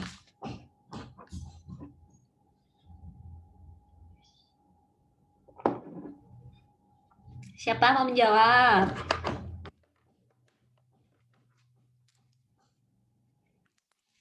Entalpi, yes, entalpi. Satunya?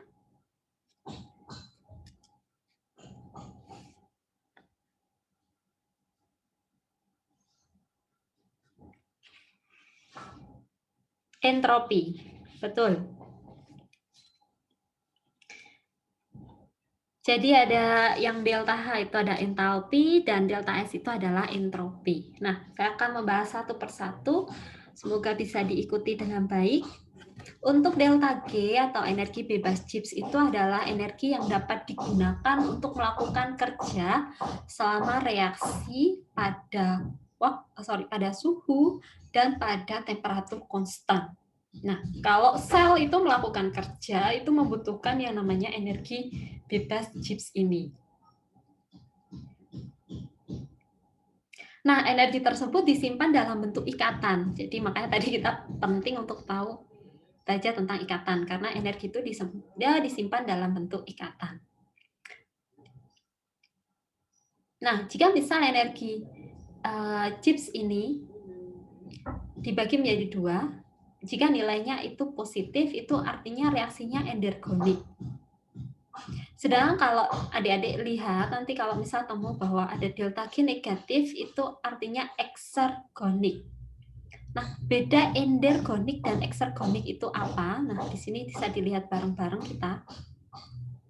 Kalau eksergonik ya, ekser. Dari katanya X itu berarti biasanya melepas. Kalau pernah dengar ada eksotermis dan endotermis. Biasanya kalau exo itu kan artinya melepas. Nah, di sini sama, eksergonik itu artinya melepas energi. Kemudian energinya itu disimpan dalam bentuk ikatan dan biasanya bersifat spontan. Reaksinya itu akan bersifat spontan dan dia bisa menghasilkan ATP. Biasanya terlibat dalam reaksi katabolisme. Nah, contohnya adalah pemecahan karbohidrat untuk diubah menjadi energi yang berguna. Kemudian kalau endergonik itu artinya menyerap energi dari lingkungan. Biasanya membutuhkan ATP, bersifat tidak spontan karena dia butuh energi untuk menggerakkan sesuatu, maka tidak spontan. Terlibat dalam reaksi anabolisme, contohnya adalah fotosintesis. Gambarannya di sini. Di sini adalah bentuk inaktif, dengan adanya ATP diubah menjadi ADP, terjadi transfer fosfat di sana, dia menjadi bentuknya terikat dengan P menjadi bentuk yang aktif.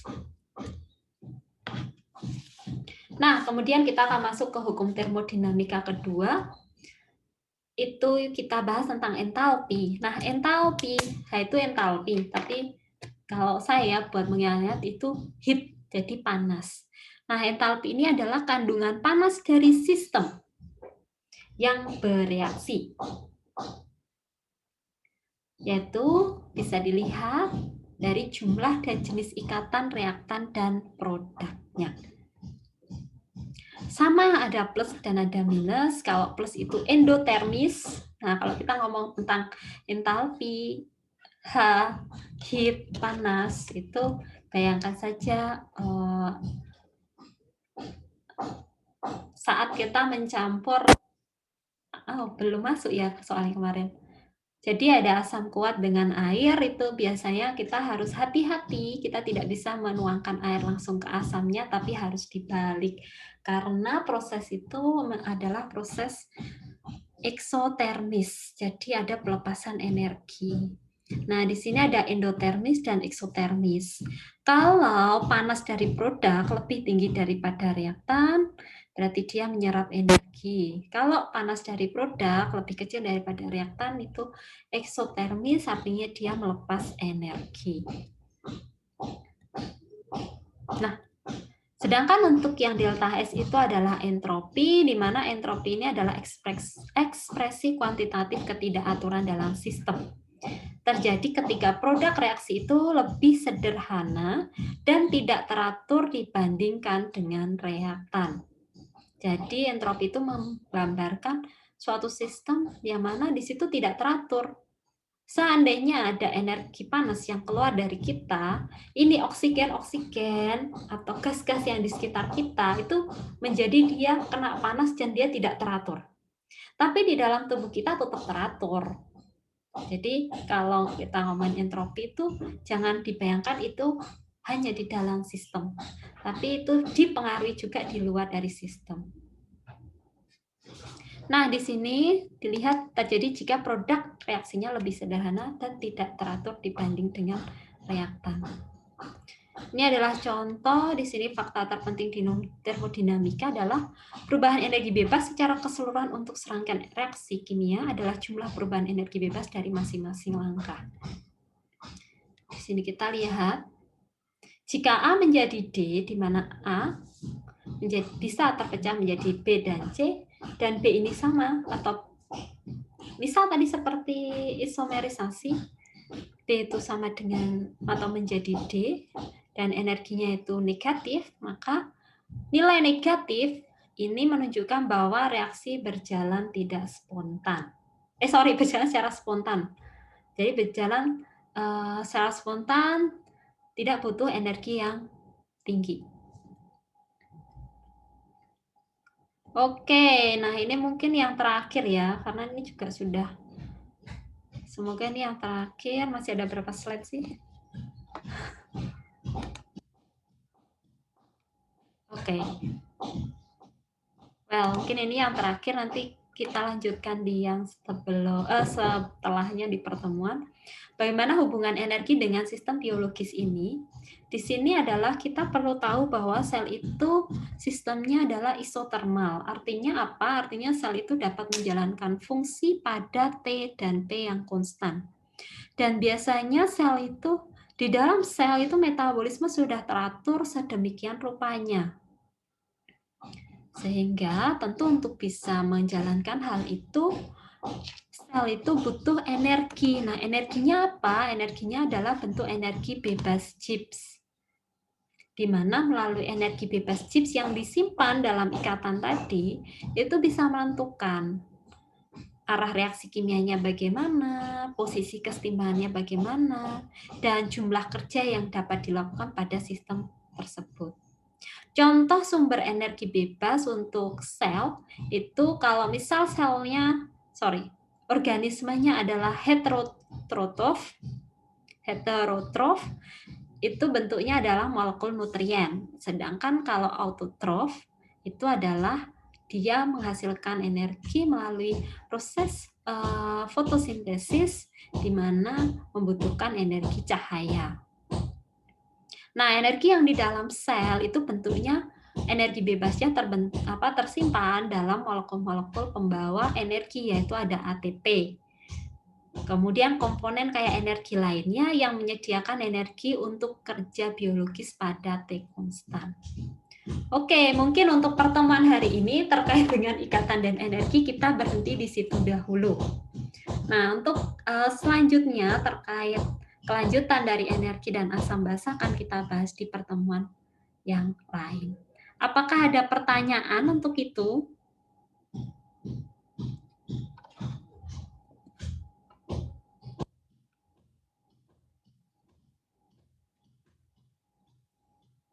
Sejujurnya saya belum ada, tapi paham tidak, Timothy? Apakah ada yang masuk dari pembahasan kita, diskusi kita hari ini?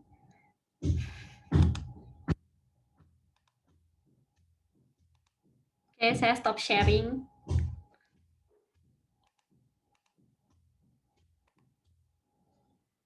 PPT akan di-share kan, Bu? Iya, nanti akan saya share. Full lengkap sampai slide yang terakhir. Tapi ada beberapa yang memang belum saya bisa sampaikan karena waktunya juga terbatas. Sehingga nanti akan saya sampaikan di pertemuan selanjutnya ya. Dan kalian bisa baca-baca terlebih dahulu. Jadi nanti di situ saya akan coba tunjukkan energi Gibbs pada glikolisis, kemudian molekul-molekul pembawa energi, bagaimana ATP itu bisa menghasilkan energi melalui proses hidrolisis. Kemudian di situ nanti ada maaf Bu, menyela Bu. Ya. Jamnya udah kelewat 6 menit ini Bu. Habis ini kita ada kelas lagi Bu soalnya. Ya, makanya. Berarti sudah ya, cukup sampai sini saja ya. Karena kan ada kelas lagi, makanya saya kayaknya sudah cukup. Nanti kita bahas di yang selanjutnya, tapi akan saya share materinya. Ya, Oke, mungkin itu saja. Baik ya. Karena belum ada pertanyaan, silahkan di-keep, ditanyakan di pertemuan selanjutnya boleh. Oke, baik kalau begitu, karena kalian juga ada kelas, saya tutup pertemuan untuk hari ini.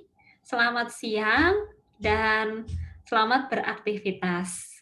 Kita tidak tutup dengan doa ya, karena masih berlanjut aktivitas kalian. Semoga semuanya berjalan dengan lancar. Terima kasih Bu. Iya, sama-sama. Terima kasih Bu.